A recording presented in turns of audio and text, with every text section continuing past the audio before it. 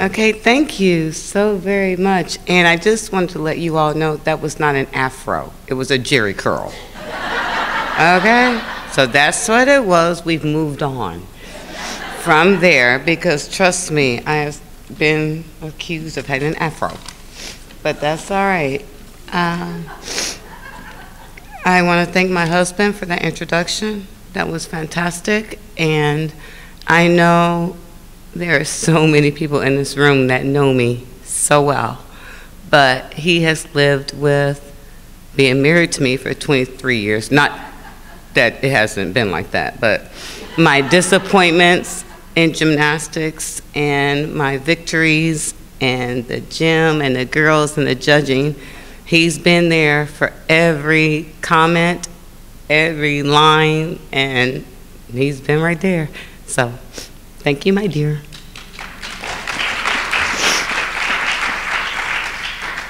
So before I go to my speech, I would like to say to all of these people in this room that really know me, thank you so very much, because after my career was over, you all didn't leave me. You were still there. So I am trying not to get emotional, but it means a lot when people stick by you through the tough times, and no matter what, they're still there, and guess what? They still are. So thank you to all of you, and I mean that from the bottom of my heart. So thank you very, very, very much.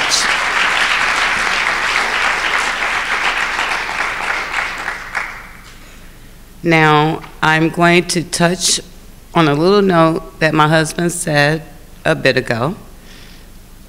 As I start my speech, I have to admit that I never thought this day would come, ever. So when I did receive the letter and I opened it, okay, I was like, wow. I honestly did not believe what was typed on that letter. So a couple of days ago, Tom and I were milling around, and I said, you know, I believe in miracles. And Tom says, yes, I know you do. I said, but my goodness, I didn't know I've had two that close together. One was the Cubs winning the World Series. Thank you. And two, myself getting inducted into the Region 5 Hall of Fame, which I am so honored for this. Thank you. Okay. I will go along with my speech right now. After being retired from competitive gymnastics for over 30 years, I'm really 12, just so you all know that. I will be the first to tell you that I was shocked when I opened the letter, because I really was. I don't know if you all understand that I really never thought I would get honored in this fashion. So when the letter came, I actually thought it was junk mail. I'm gonna be honest and real, I did. And then I opened it and literally stared at the letter, so that will make sense in a moment. Excuse me for 1 second.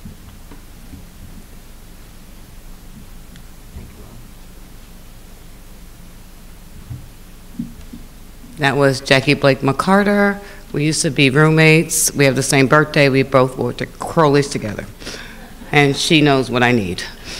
Thank you, dear. All right.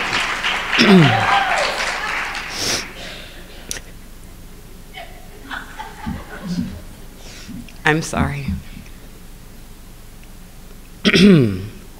Okay.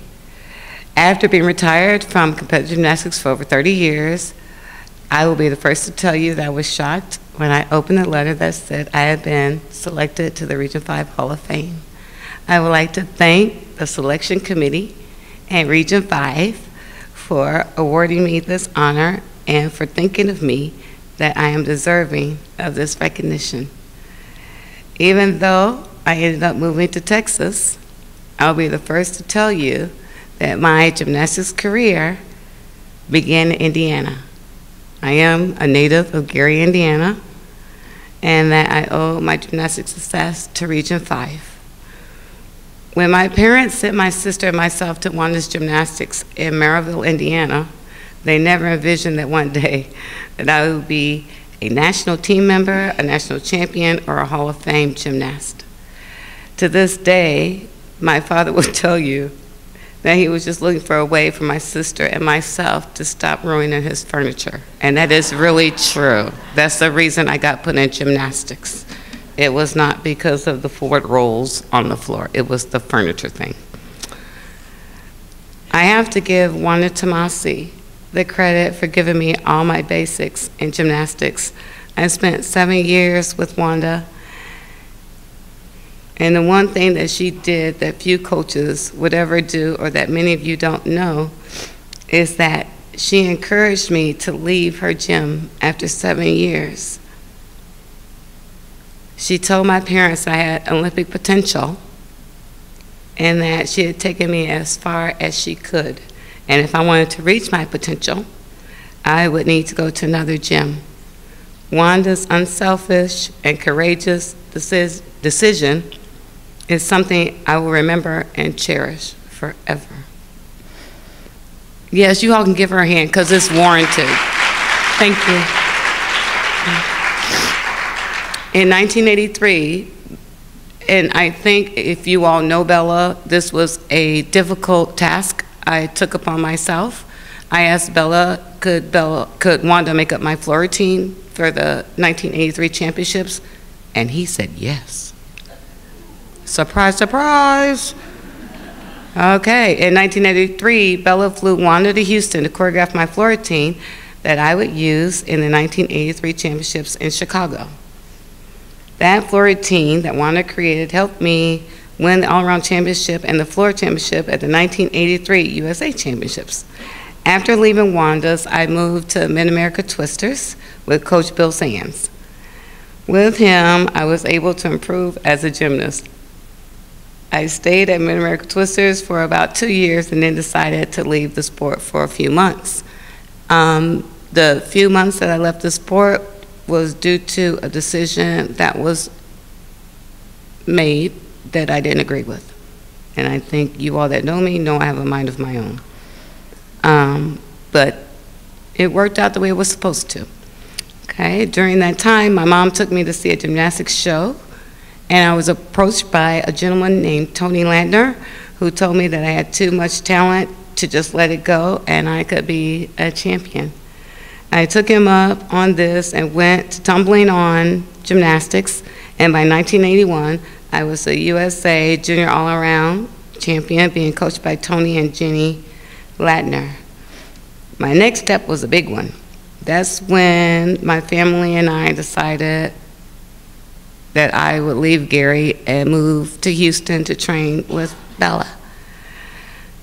We knew that he was Nadia Comaneci's coach, and he could help me get to the next level. After a year of living with the host family, my mom joined me in Houston. With Bella, I represented the United States all over the world, including places like China, Japan, and all over the United States. In addition, I was the 1982 USA Junior All-Around Champion, the 1983 USA All-Around Champion, and won All-Around Championships at the Pre-Olympics Games, which was in Los Angeles, which was the host city for the Olympics in 1984. During my travels as a gymnast in South Africa, I was exposed to their apartheid policies firsthand.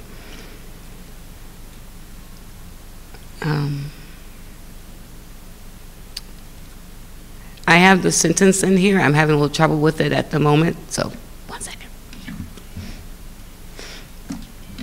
I had food thrown at me at a movie theater that I was at with my teammates. Also, at the meet, the seating was segregated by race. When I won the meet, I will never forget the sight of seeing all the black South Africans standing and cheering, and the white South Africans cheering as well. For that brief moment, the issues that divided South Africa at that time was forgotten by everyone. Now, if we can give a hand for that, because sports are wonderful.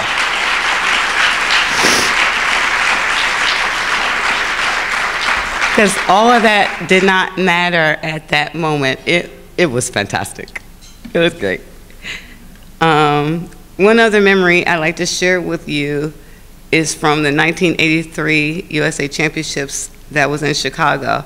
I will always remember how my family and several busloads of supporters from my church in Gary made the trip to Chicago, and they all had on T-shirts, which I did not know, that said, "I love Dianne Durham."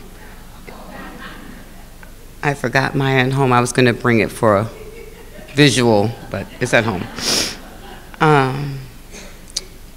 That support helped give me the extra edge I needed to win an all-around championship and 3 events as well. That championship brought me back to my gymnastics roots in Region 5, because this is really where it all started. And to me, it showcased to the entire country that a little black girl from Gary, Indiana, could be the best gymnast in the country.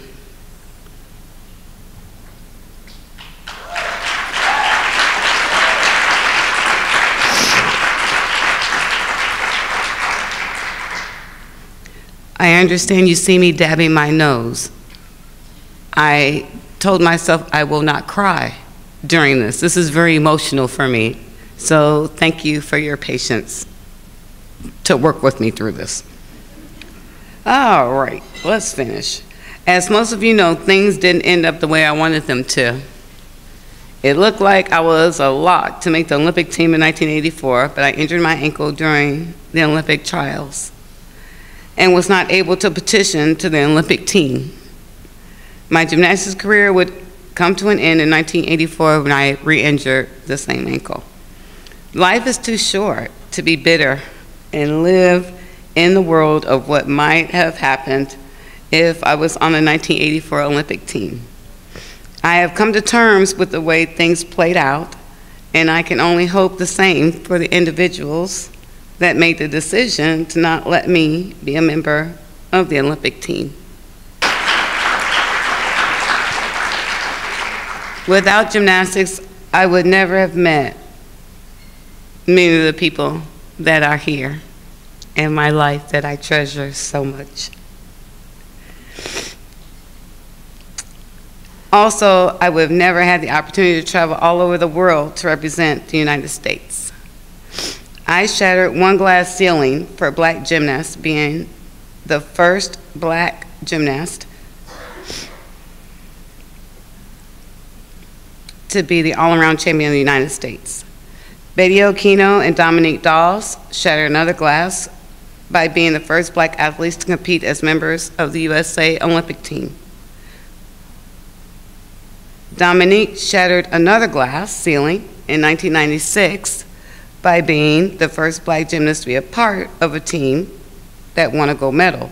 Finally, Gabby Douglas and Simone Biles shattered the final glass ceiling by being the first black gymnast to be Olympic all-around champions. Yay!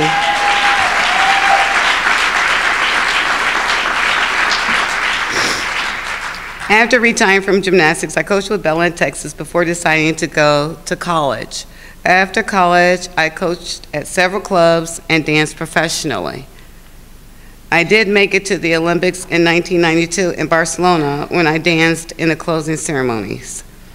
After that, I moved back to Indiana and started coaching in Illinois, I opened my own gym in Chicago and became a buffet judge. Once again, I came back home to Region 5. At Skyline Gymnastics, I'm proud to say that we produced state and regional champions at several levels and sent gymnasts to nationals. And I just want to tell this to a friend of mine, John, we wanted to beat you so bad, and my gymnast beat you once. And I did the happy dance. So I just want to say thank you for pushing me as a coach. So that's for real, but that's another day. There are so many people that I would like to thank today. I would like to start with my family for all of their support, especially my parents and my sister, who both sacrificed more than anyone would ever imagine so that I could have the opportunities that I had. Next will be my husband, who has been my strongest supporter. Many of my friends from gymnastics world have helped me, including Paul Zert and Bart Connor, who befriended me as a gymnast and then took me under their wings after the 1984 Olympic trials. They kept me involved in gymnastics and always had my back. Kathy Kelly is another person who looked out for me and has been very supportive.